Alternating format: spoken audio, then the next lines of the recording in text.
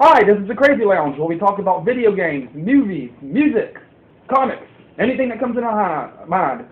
And before I get started with my review for today, we're going to have a moment of silence for the people that were killed in Aurora, Colorado and wounded on the Batman midnight showing. So I'm going to have a moment of silence now.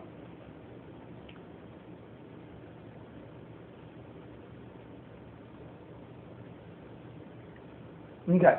And today's episode is The Dark Knight Rises. So we all, a couple of days ago, went to go see The Dark Knight Rises, and I must say that the movie had an epic feel to it, but the movie kind of disappointed me in a few little odd and end ways. I mean, don't get me wrong, the movie was it was really, really good, but it was just some things to it that kind of disappointed me a little bit. And the first thing I have to talk about would be Bane. They portrayed Bane overall pretty well with his intelligence and his conniving and his manipulative style and all that kind of stuff, and him being and it portrayed way better than the one in Batman and Robin, but that's not hard to do. But the thing that got to me though, and I'm pretty sure they mentioned it already, is Bane. And the comics, all kinds of stuff, is a lot bigger. Like huge muscle man. And in the movie, I mean, Tom Hardy's a great actor and all kinds of stuff, but he doesn't look like big enough to be Bane and all that kind of stuff. I mean, I know he gained a little bit of weight and added on some pounds to the for the role and all that kind of stuff. And overall, he didn't look bad, but he still wasn't big enough to be Bane. And in some of the scenes and all that kind of stuff, when they got into the fight where he broke that man's back, didn't look very realistic. I mean, he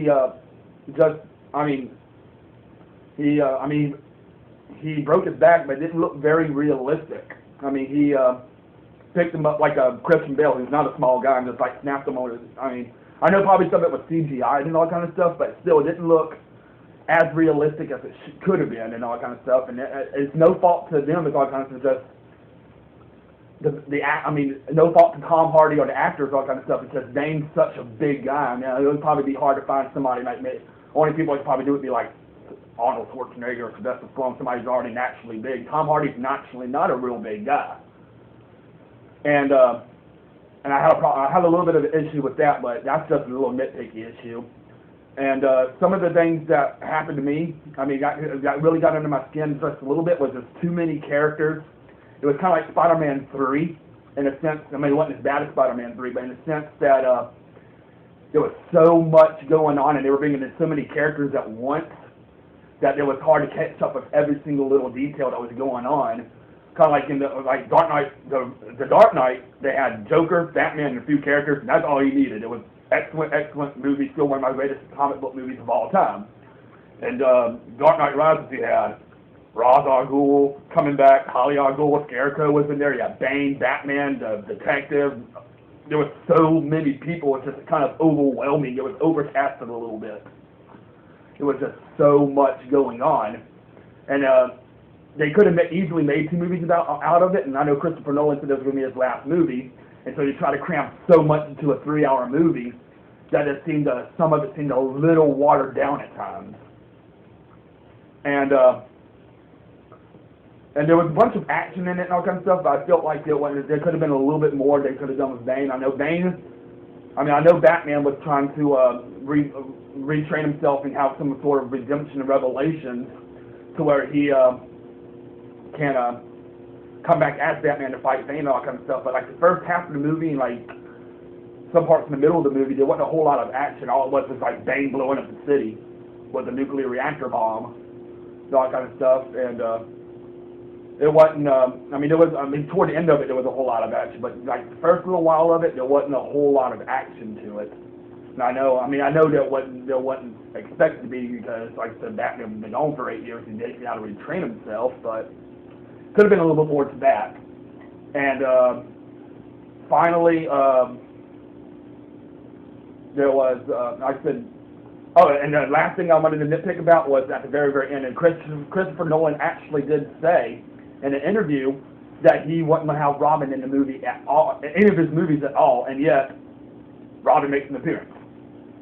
He makes an appearance, albeit a short appearance. I mean, it kind of like a little twist ending to it and all kinds of stuff where you feel that the detective guy is Robin, but he and all kinds of stuff. And he's the one that finds the Batcave after Bruce Wayne supposedly retires as crime fighter and all kinds of stuff. Apparently, the detective guy becomes a new Batman. But in my mind, Bruce Wayne will always be Batman. All kind of stuff, with the assumption of like when he gets older, they have a new guy playing Batman. But I couldn't see him becoming the new Batman. If they ever did do it, all kind of stuff, I can see him being Robin, but not Batman. And now some of the good aspects of the movie that I saw was, of course, the music. The music was always again top notch. You always have Hans Zimmerman doing his music, and once again the music was very suspenseful and epic and high. It was in the right spot where it needs to be. Like in the moments of action, you saw like the music be intense and suspenseful and epicness, and like in the more talking quiet, you have like a little quaint musical coming in the background. The music overall was really good. And I've always been an Anne Hathaway fan, and a lot of people were very skeptical about Anne Hathaway being Catwoman. And the more I looked at the trailers, all kind of stuff, more movies, all kind of stuff, I became a little bit skeptical myself. And this is coming from me being a huge Anne Hathaway fan. I always have been, but she pulled it quite perfectly. I mean, there were some parts that could have been a little bit better for overall. She played a really good Catwoman, and a lot of people were saying, well, she don't have the body to play Catwoman. She's not voluptuous enough. She was portrayed to be a young Catwoman. She probably wasn't fully developed yet, but that's a different story.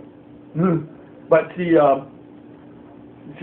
played the thief and all that kind of stuff, and she sort of played the anti-hero, the Batman's hero, and she pulled it off perfectly. She did what she wanted to do with her own motives and all kind of stuff. And I said overall, I think she played Catwoman extremely well. And Christian Bale, of course, Batman, got nothing wrong with him.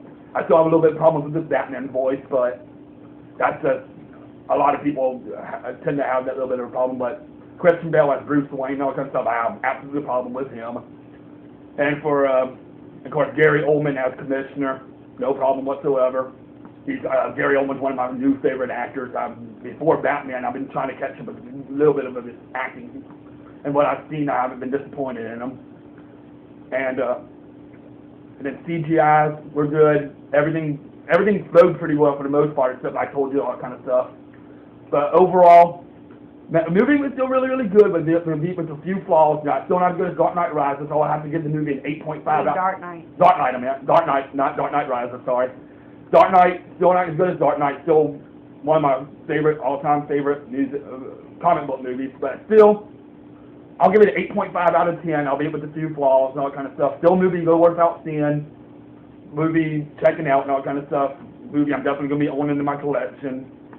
So overall, it's a nice end to the trilogy, albeit a little watered down and a little too much to consume at times, but definitely a movie to go check out. I think it's good. So y'all have a good day. We'll be coming back with a couple more Crazy Lounges here pretty soon. This is DKS3, the Crazy Gamer, signing out.